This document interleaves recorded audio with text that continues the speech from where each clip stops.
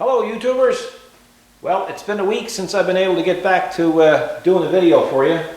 This is probably not going to be what I call a real long video, but basically just a general kind of fooling around video.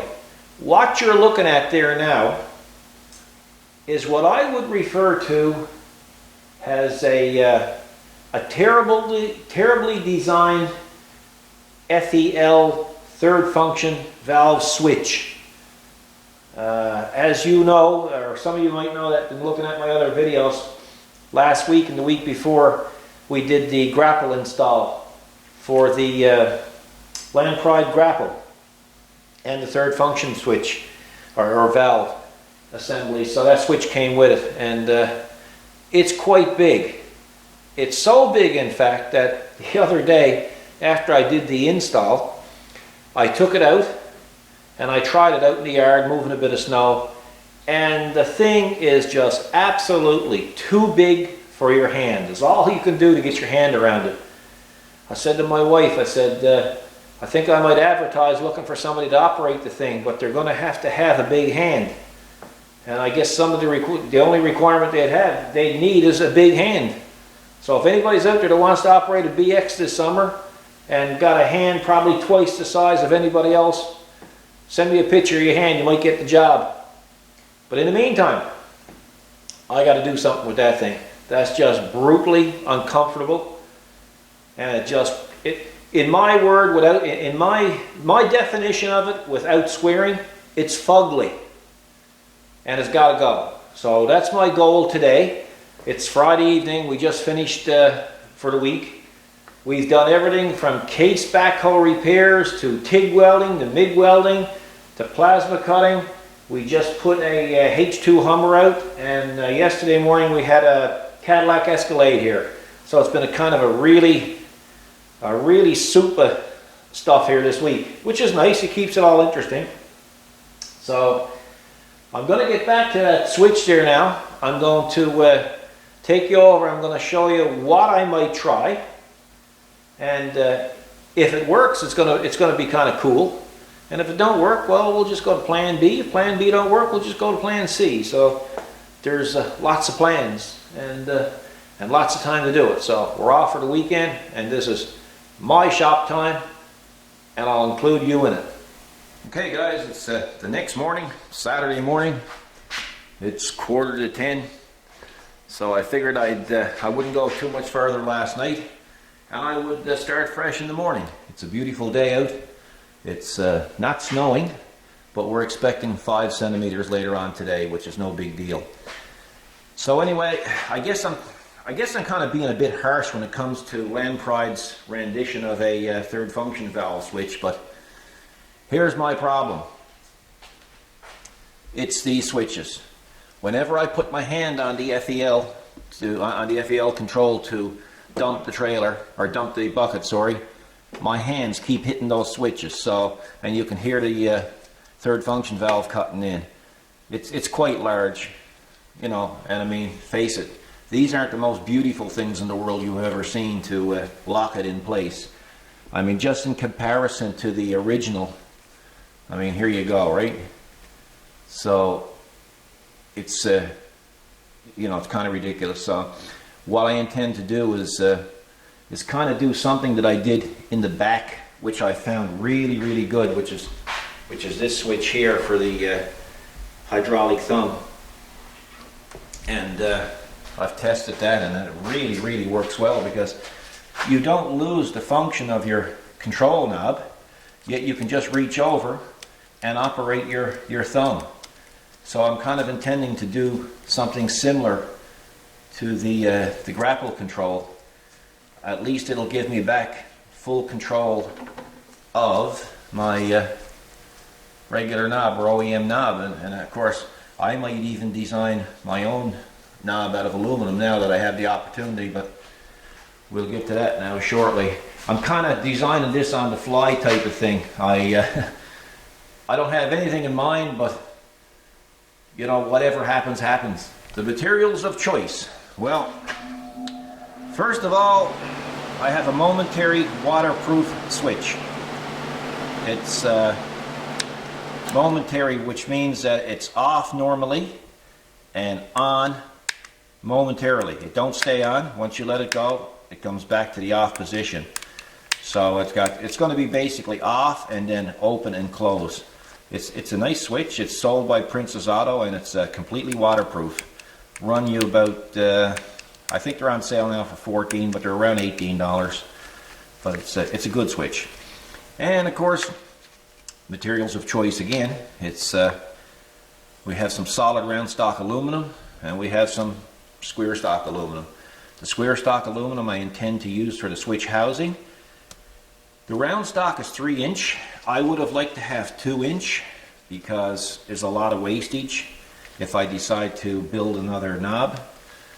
So that was the problem. I couldn't get any 2-inch. When you live on an island, guys, it's a whole different situation. Sometimes you have to take what you can get and work it to what you want, you know. And it's kind of taken the long way around the course, but you know, it's either that or wait for weeks for the proper material to come in.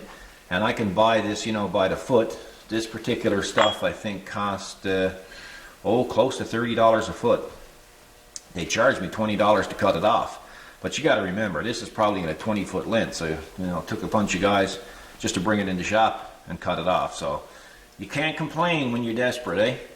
So yeah, so that's my intentions today, to see if I can get this straightened away and get myself a third function valve switch that I'm actually comfortable with, and something that will last for years. If that particular switch over there that I was just showing you by Land Pride happens to give out, well, we already know that it's going to cost anywhere from $450 to $500 plus taxes plus shipping to replace it. If my design that I intend on building gives out, well, if anything happens to this, I can manufacture it again for pennies. And if this switch happens to give out, well, I'm $20 away from putting it back together. So, you know, guys, it's a no-brainer in my opinion. It's going to be more comfortable, it's going to be least expensive, and it should last even longer than what they have there. And in my opinion, it's probably even going to look better. So let's get going. So if anybody's been watching my restoration videos, especially on the motorcycles, you'll notice that I have a lot of the aluminum buffed. And it's buffed to an almost chrome-like finish. And when I say almost, like, people really do think it's chrome. And in the video, you'll see me using a grinder or a buffer, using that buffer to buff the aluminum with the compounds and stuff. Anyway, that buffer was really a 1 horsepower, 10-inch bench grinder. Now this baby is really, really old. This sucker was I bought this new, well, you probably won't be able to see it there. Let's see if you can see it. If I can hold that steady enough. In 1984, look. So that'll go to show you how long I've had this. And I'm telling you, like, this thing just works absolutely fabulous. A lot of power. But what I used to have to do is I would have to remove the stones, which are well worn down, and by the way, they are the originals. I'd have to remove the guards, and then I would have to hook up my buffing pads to it. I would remove it from the pedestal, and I had a stand made that I leave outside actually, and I bolt it to the stand, and that's how I used to do my buffing. And it worked quite well. The only problem that I had is when you're buffing, you need a lot of room on both sides of your buffing pad, and of course, I never had that with this situation, you know, with this machine. So I figured it was time now to get a new buffer. So I'm going to take you over and show you the new buffer. Okay guys, here's the new buffer. It's a 1 horsepower, it's got 10-inch pads, and it's sold by Eastwood. And of course, anybody that knows Eastwood know that, you know, they're a reputable company and they sell pretty decent products. I bought this offshore model. You know, I guess it's made in China or Taiwan, wherever. And the reason why I bought it is because for the amount of money, you couldn't go wrong. It's a 2-speed, 3600 RPM or 1800 RPM. It's really smooth. I was more than pleased with, you know, with the way it ran. And of course, it's an actual buffer. I have lots of room on both sides of the buffing pads. And I also ordered, well, actually it came as a kit.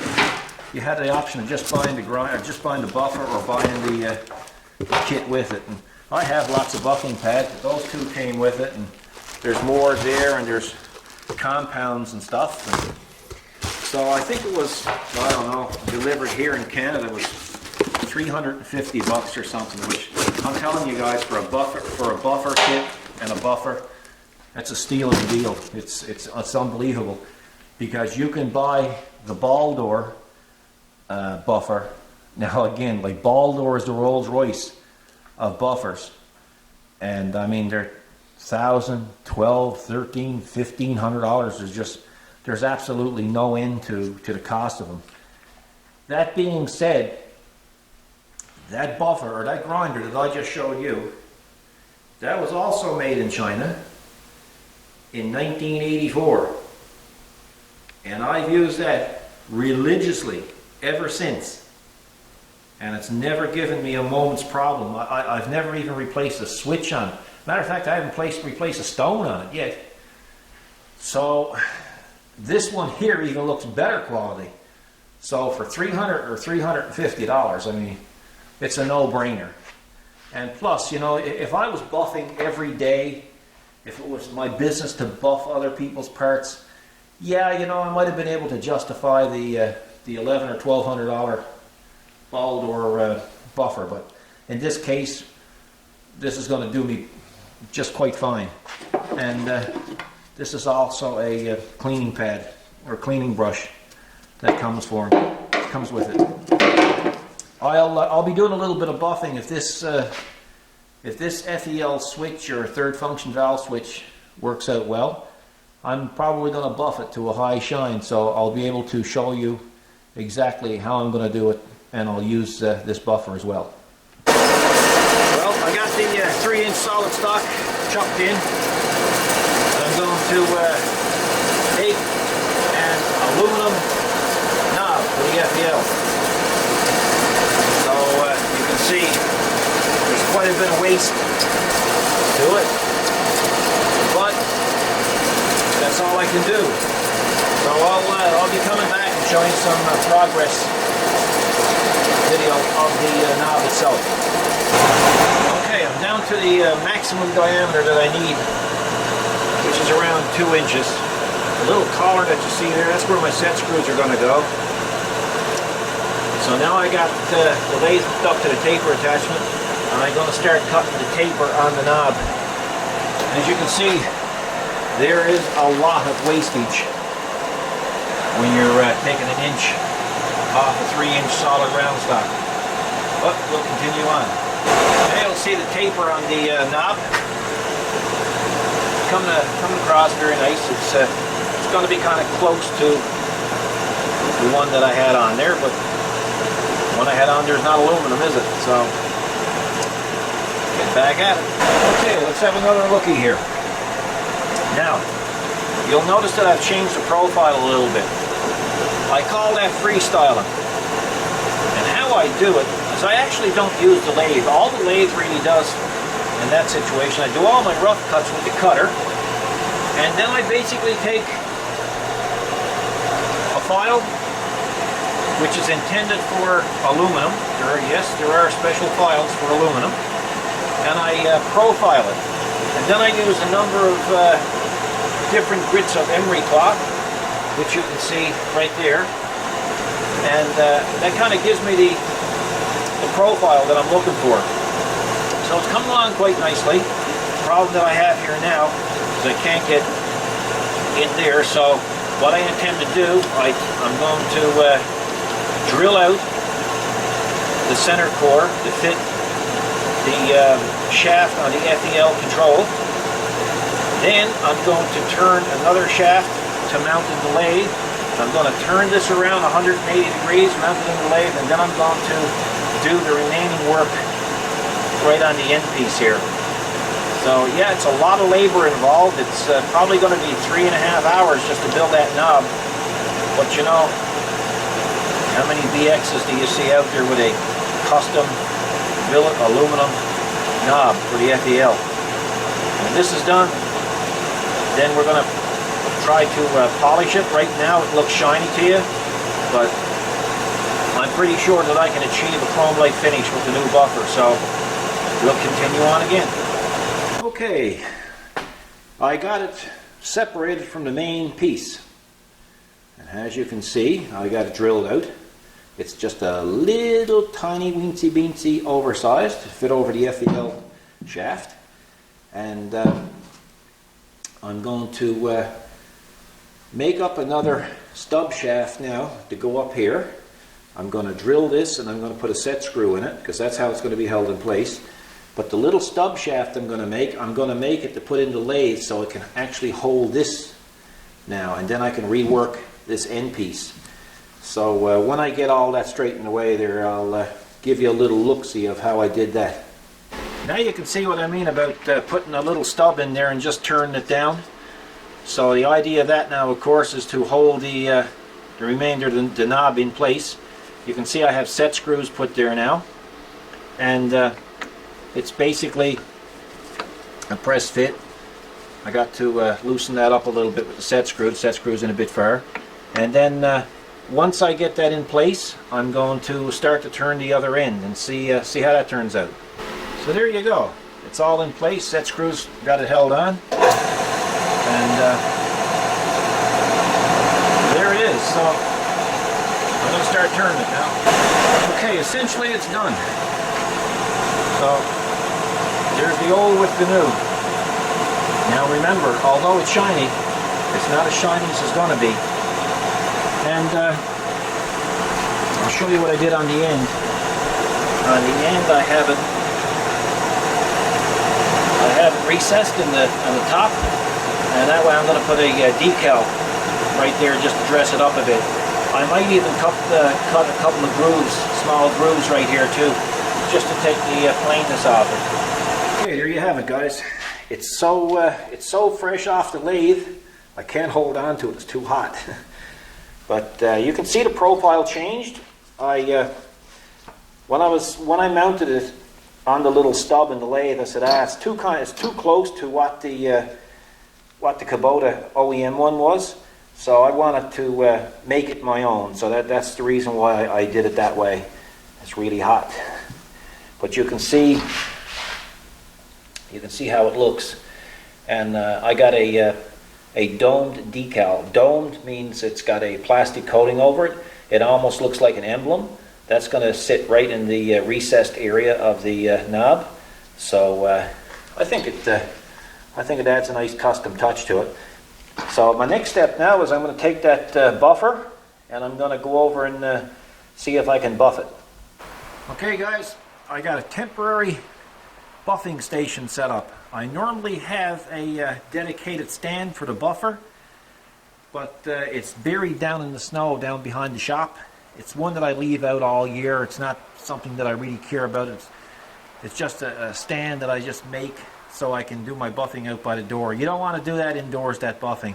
It makes an awful mess of dust and fuzzies and woolies and everything else. But anyway, I'm just going to see if I can get a bigger shine on that knob. So there it is there. Now, it's quite passable like it is, but hey, we got the buffer, let's give it a whirl. Now what I'm going to do is I'm going to use two types of buffing wheels. I'm going to use a bit of a coarse one here. You can get them coarser than that. And I'm going to use a real fine one here. And my choice of compound is going to be black here. That's going to be for the roughing. And the white is going to be for the finishing buff.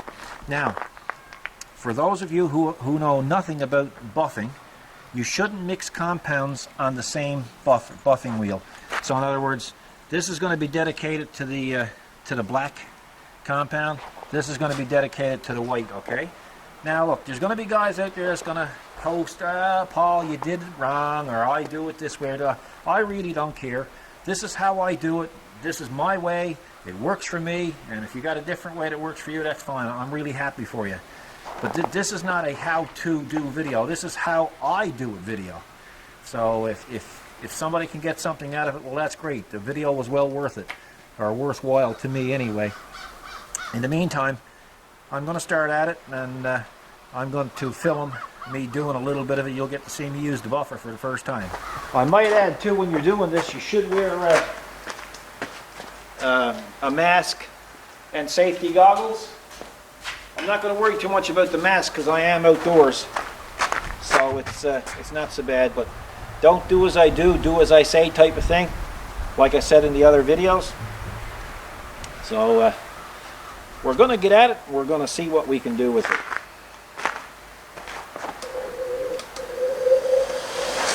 It don't take a lot of compound to start.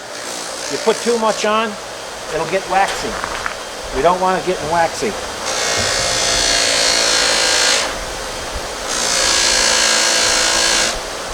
Just going to show you just how good this is, just starting off. I have to turn the viewfinder around so I can see if you're looking at me. Can you see the difference? I bet you can.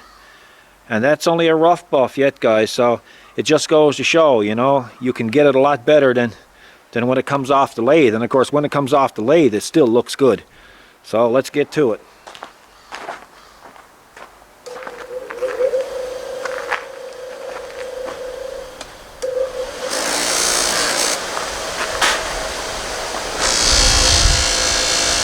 I don't know if you can notice the fuzzies coming off the wheels, but it's brutal.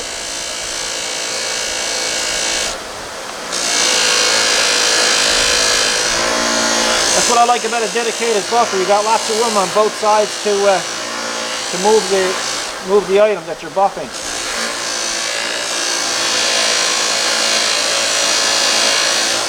I'm going to close the garage door, guys, because it's going to be too much. There's going to be too many fuzzies going in the garage, and I apologize for all the crows too. They're making an awful noise. Okay, we're at it again now. Door's closing.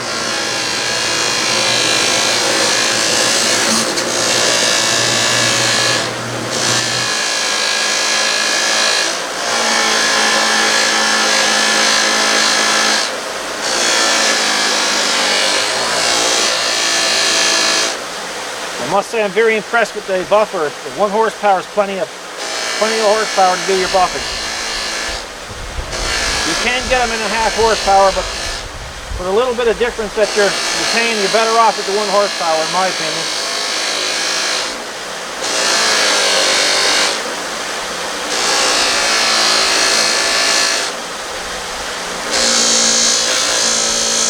The other thing you'll notice too, when you start getting buffing, it starts to get really hot. So you want to wear a good pair of gloves. I like to use TIG gloves.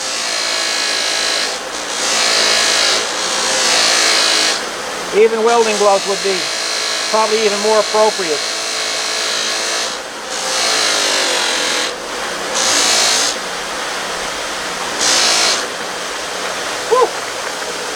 And you start to get right itchy too, because the little fuzzies are hitting you in the face and they're going up your nose and in your ears. And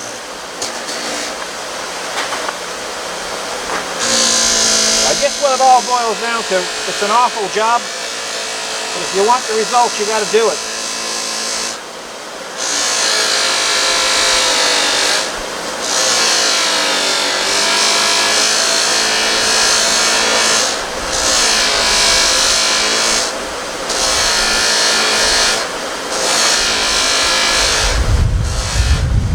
Smokes is getting too hot to hold on to.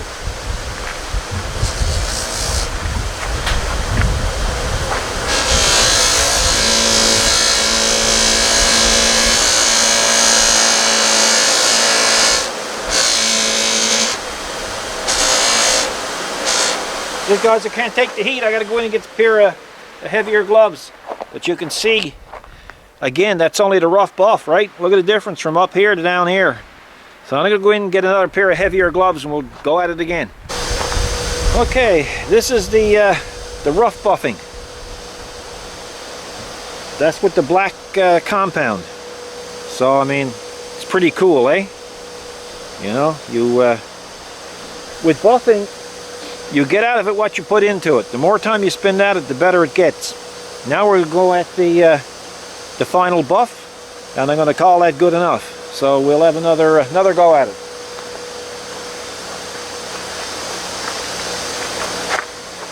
Now we're going to use the white compound.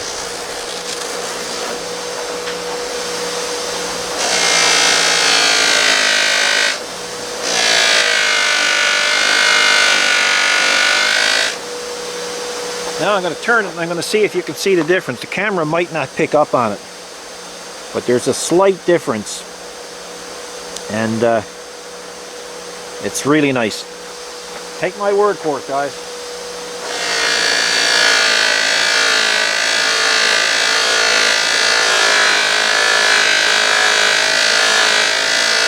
But holy smokes, it's hot to hold on to.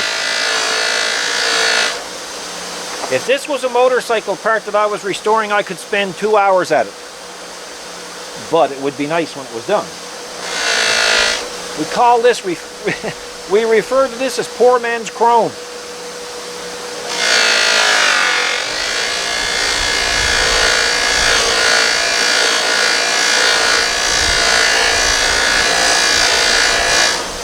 You can see the advantage by using a dedicated buffer. Well, I don't have to change anything over. Plus the fact that this had to be a big part, I'd have lots of room to get around on both sides of the buffing pad.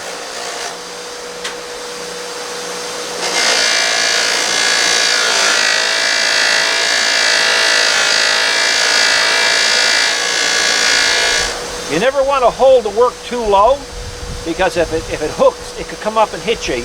You want to hold it at least midway or up a little higher, so that if it do grab it, it'll just throw it down.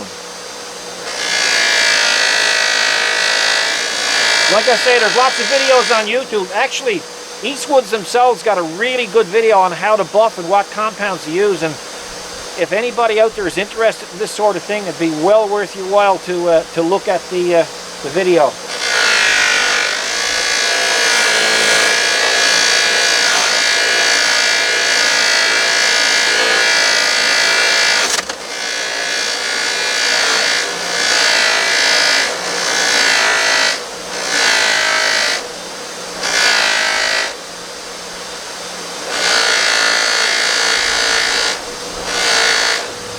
Smokes is hot. I can't take the heat, guys.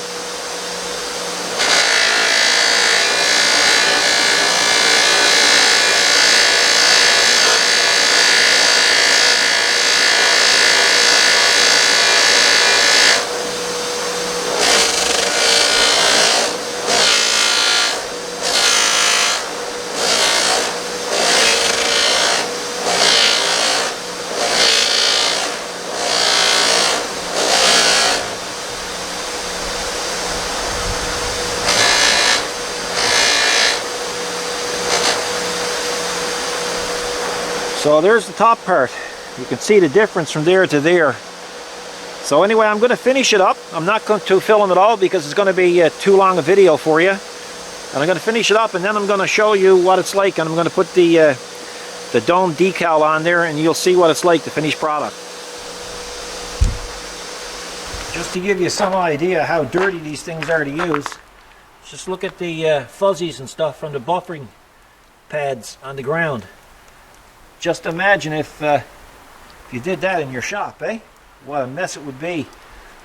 In the summertime, I've seen the same situation out here, and you go in the shop, and when you look out, all the little birds are taking it, and they're using it for their nest. So what's junk for me, it's great for nature. So let's go have a look at the finished product. So let's put it in perspective. We've gone from this to this, as you can see, solid aluminum round stock, to this. And there it is, guys. I think it's pretty. Nice shine, eh? So we'll go over and just lay it on the tractor, see what it looks like. Well, there it is, guys. I will admit, it's almost too fancy for a BX, or for a tractor for that matter. Hey, but it is what it is, and it is custom. You know, I don't know if it'd look better black. It probably would, but just gave me an opportunity to show you exactly what it's like when you're working with aluminum and you buff it. So it's I think it was well worth the effort, although it took me 3 parts of the day to do it.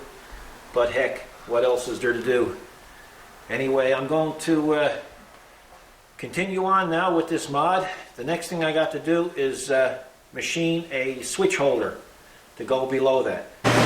Phase 2. I got to take my 2-inch solid square stock now. I'm going to cut off the ragged edge, and then I'm going to start milling out the hole for the switch to mount in. Okay, I just about got the cavity bored out for the switch. Hopefully it'll fit because the switch is kind of an odd size. So I'm just going to clean out that cavity there now. I'm going to try it.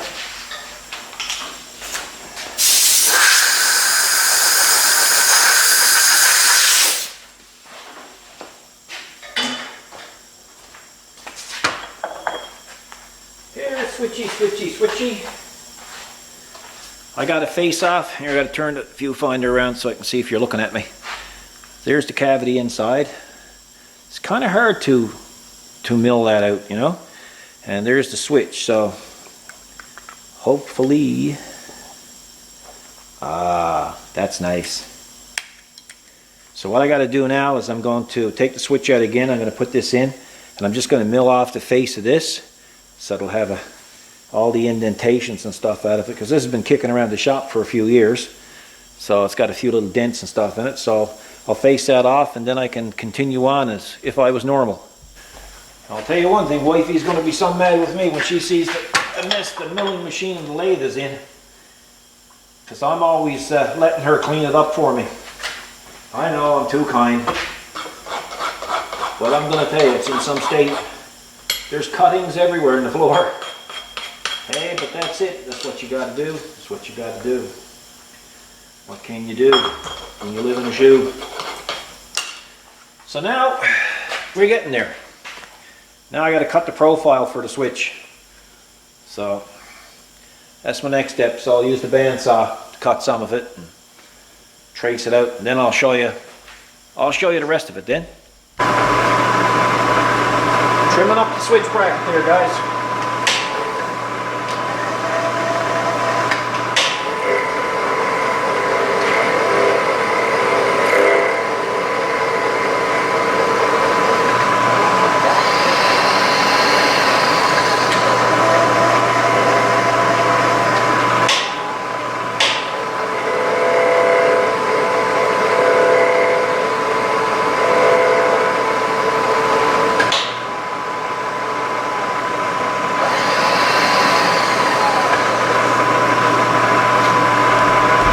Okay guys, I skipped a few steps to try to keep the video a little bit shorter, because I suspect this is going to be about maybe 40 minutes long.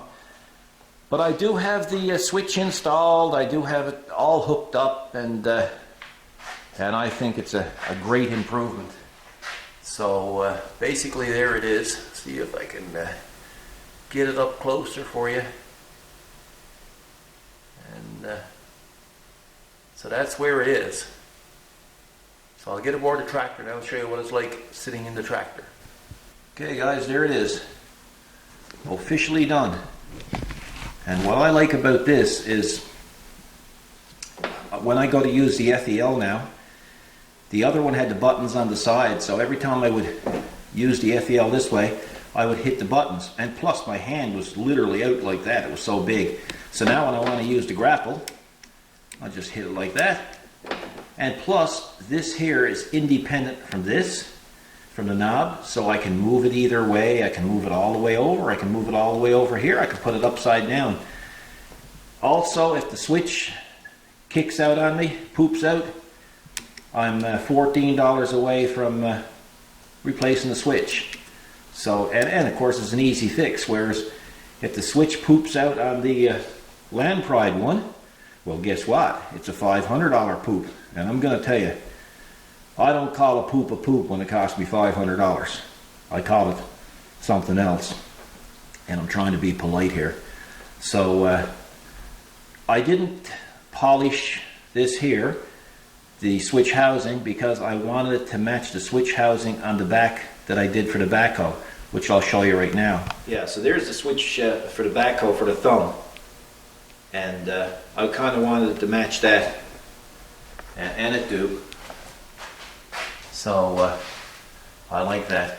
My wife makes up all these decals for me, and like I say, these are domed. There's a clear lacquer over them, or clear plastic over them, which is really, really nice, good quality.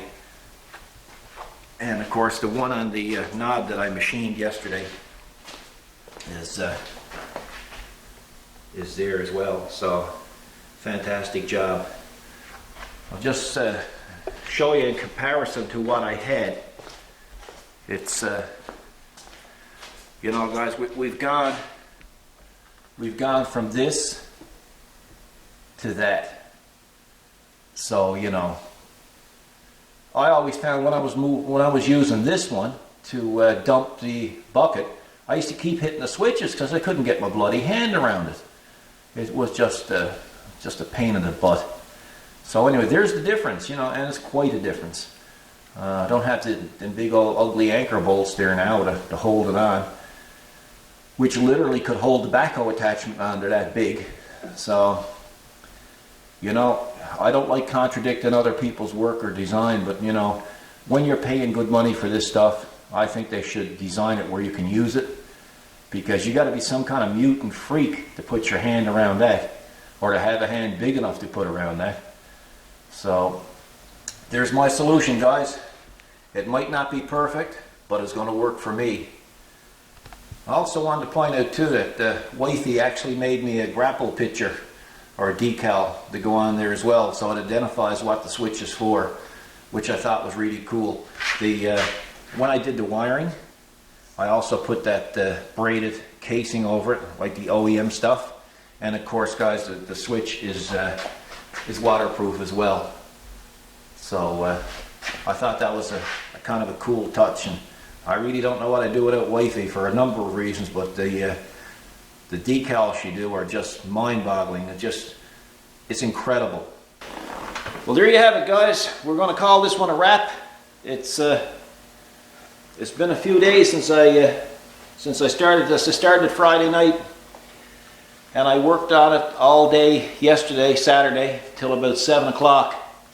And then I came out Sunday morning, which is now, and I installed the switch and the wiring and sewed it all up, and I'll consider it complete now. It was kind of a cool mod. I enjoyed it. I hope you did too. You got a chance to see how I do the buffing. I'll be doing more videos on buffing later on. It's going to show you some tricks when I go to do it. I'm going to show you how to prepare a piece of aluminum that will look absolutely horrendously terrible, and yet have it turn into something that you'd want to display on your mantelpiece when it's done. Even show you how to weld it and then buff it. So that's coming down the road.